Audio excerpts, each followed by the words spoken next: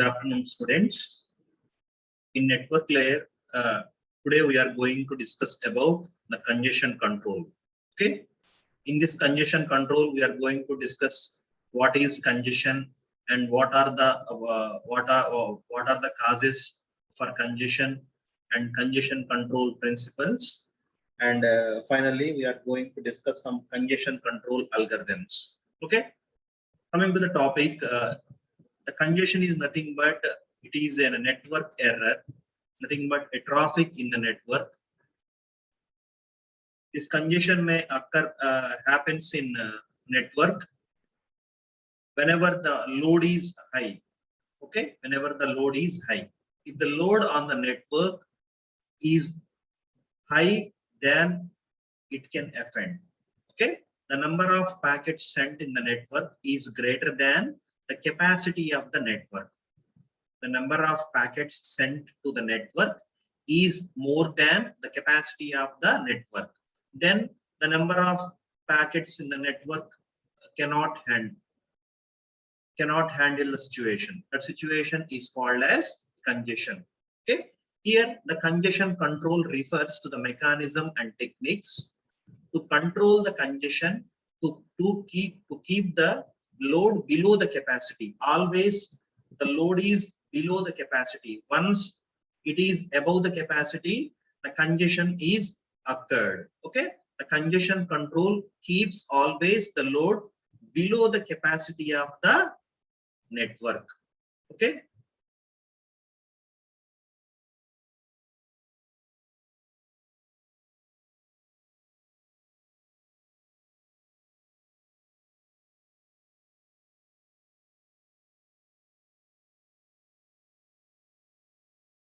Next, coming to the congestion control algorithms, a congestion is the situation in which too many packets are present in the subnet. If too many packets are present in the subnet, the subnet is unable to handle the packets. Okay, here see here the packets sent is in this direction. The packets delivered is in the direction. See, at one point the packet sent will reach us to the, this is the capacity of the subnet. Okay, up to this mark it is perfect. Okay, this is desirable position and this is the congested position. Once the congested position occurred, what will happen? Once the congested positions occur, the packets cannot move further. Okay, the transmission got delayed. First, what are the causes of congestion? Here, the congestion occurs when a router receives data faster than it can send. Okay, if the data sent rate and the router receiving rate is same, then there is no problem. Here, when a router receives data or packets faster than it can able to transmit. Okay.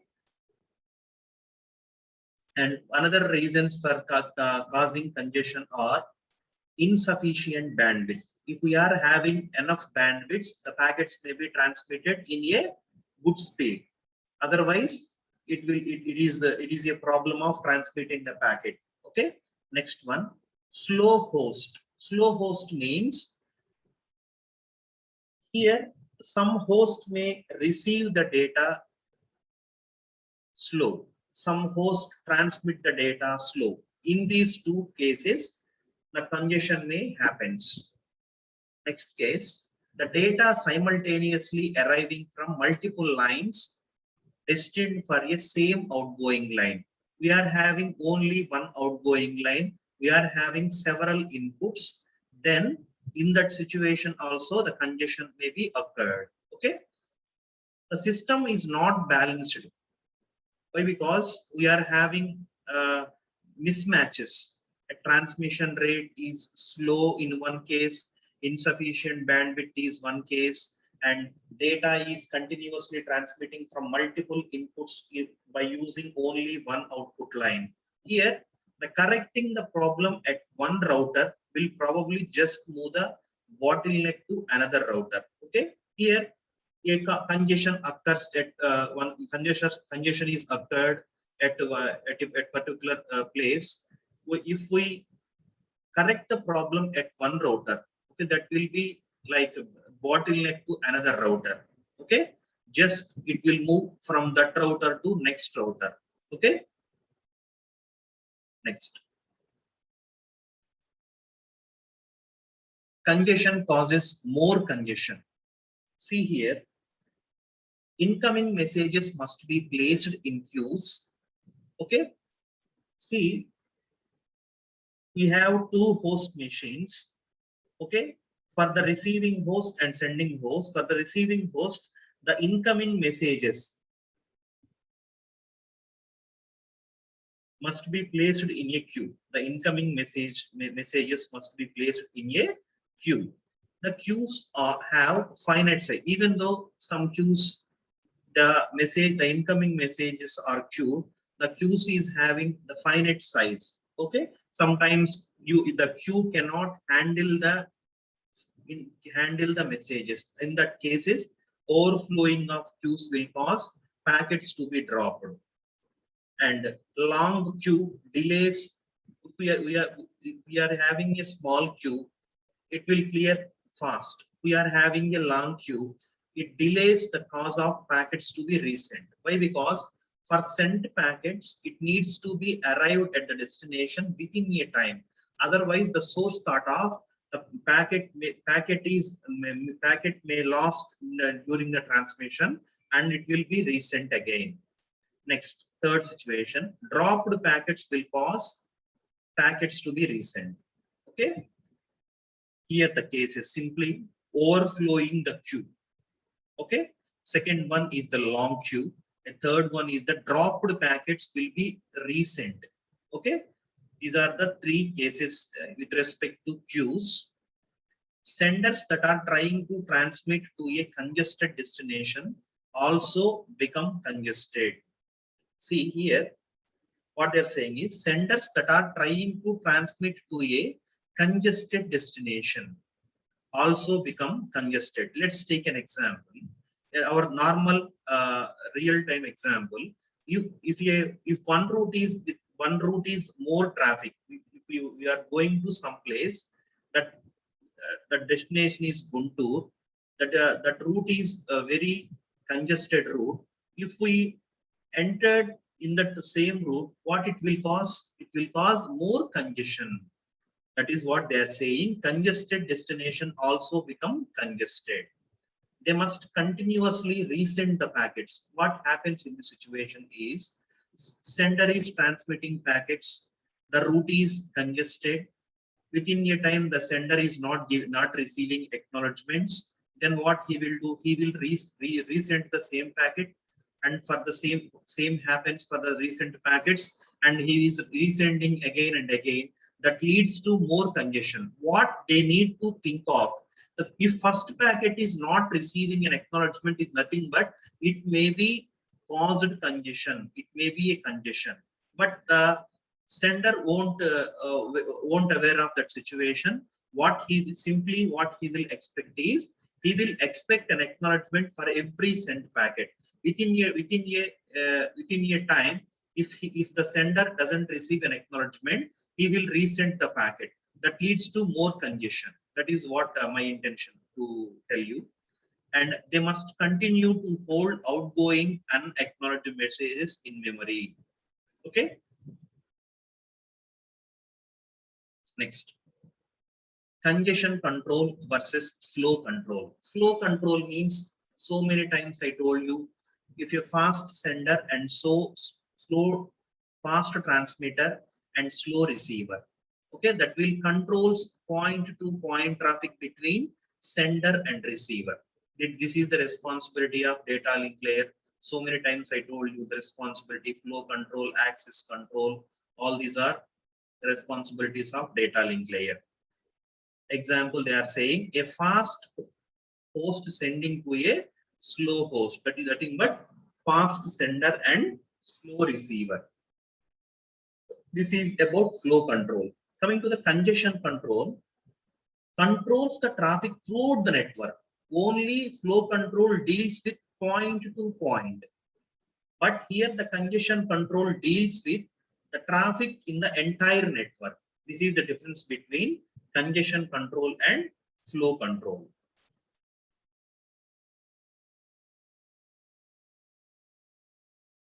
Coming to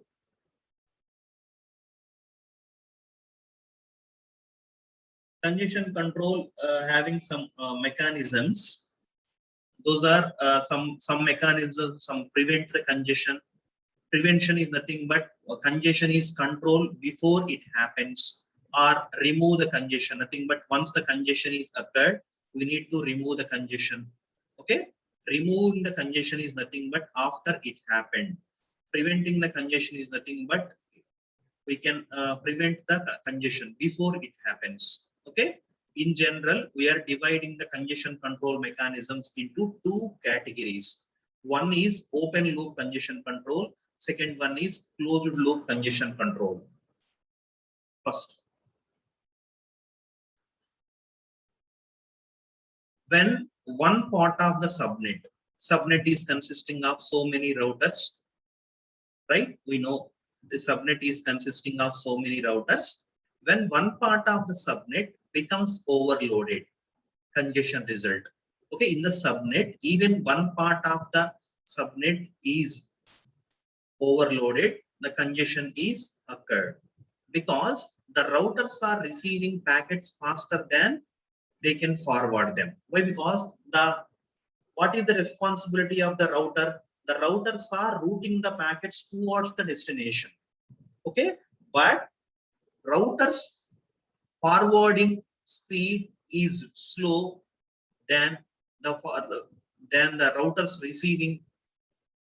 Okay, the incoming packets to the router is in high rate, the outgoing packets from the router is slow rate. Okay, first case, the subnet must prevent additional packets from entering into the congestion region until those already present can be processed. See here, the subnet is containing so many routers. If a router gets a problem of congestion, if any packet received, suppose let's take an example, a subnet is consisting of 6 routers, A, B, C, D, E, F. A router B is having congestion problem. After congestion problem, it is processing that packet. Then in that case, one new packet comes to the router B. Then what B needs to be done? B do not transmit the packet in the same direction. It needs to choose another route.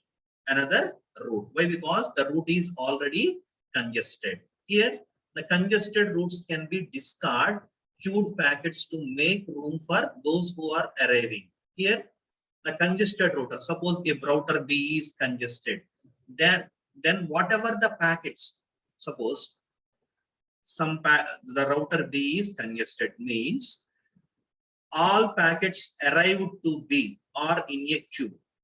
Those are waiting for router B, and the router B is having the congestion problem. Then what it needs to be done? It needs to discard the queued packets. Okay, you discard the queued packets too. Next, I told you two mechanisms of congestion control: open loop solution, open loop congestion control. Second one is closed loop congestion control. Coming to the open loop solution, attempt to prevent the problems rather than correct them. Okay, that means simply we can say open loop congestion control prevent the congestion. Okay. Coming to the closed loop solution, it will do corrections. That means once the congestion is occurred, after that removing the congestion. Open loop and closed loop. Coming to the general principles of congestion control, we are coming to the open loop approach. In open loop, The problem is solved at design cycle. That means prevention. The problem is solved at the design cycle. Once the system is running, mid-course correction are not made. Okay, here these are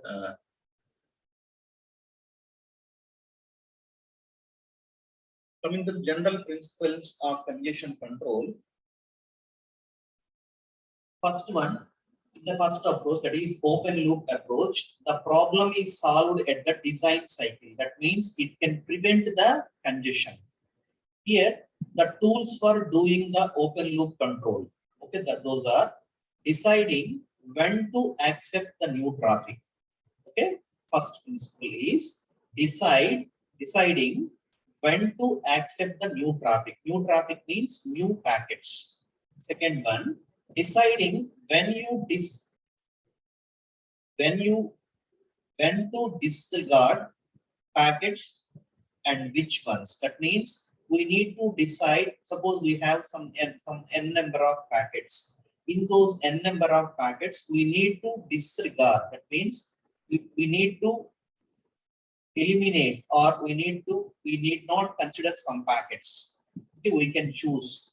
We can decide what are those packets. Next, making scheduling decision at various points in the network. Okay, we need to schedule the various points of the network. Okay, first decision is when we are accepting the new traffic, and second one, deciding when to disregard the packets and which packets. Here the point, 2 points, when to disregard the packets and which packets to be disregarded, and scheduling decision. Okay, these are the approaches of open loop. Coming to the closed loop, this closed loop is nothing but it is mainly based on the feedback. Okay, that means when to, you see, in the open loop, the congestion will be prevented. In the closed loop approach, after the congestion occurred, first we need to detect the congestion. Okay, see the 3 parts in this, we are having 3 parts. First part is monitor the system to detect when and where congestion occurred. When the congestion occurred and where the congestion occurred. These 2 points to be monitored. And second one, pass this information where the action has been taken. Okay. Next one, adjust the system operation to correct the problem. See, open loop congestion control is to prevent the congestion. Closed loop congestion control is once the congestion is occurred, it is having 3 points. When and where congestion occurs, that is the first point. Second one, after detecting the congestion, we need to pass this information to the routers. And last one is adjust the system operation to correct the problem. Okay, to correct the problem. These are the principles of congestion control in closed loop approach. See here, congestion control categories. Okay, divided into 2 categories, open loop category and closed loop category. In open loop category, these are very important. From here, the topics are very important. Is easy, very easy. Retransmission policy, window policy, acknowledgement, discarding, and admission policy. These are comes into the open loop. Second one, closed loop, back pressure, choke packet, implicit signaling, and explicit signaling. Very easy topics.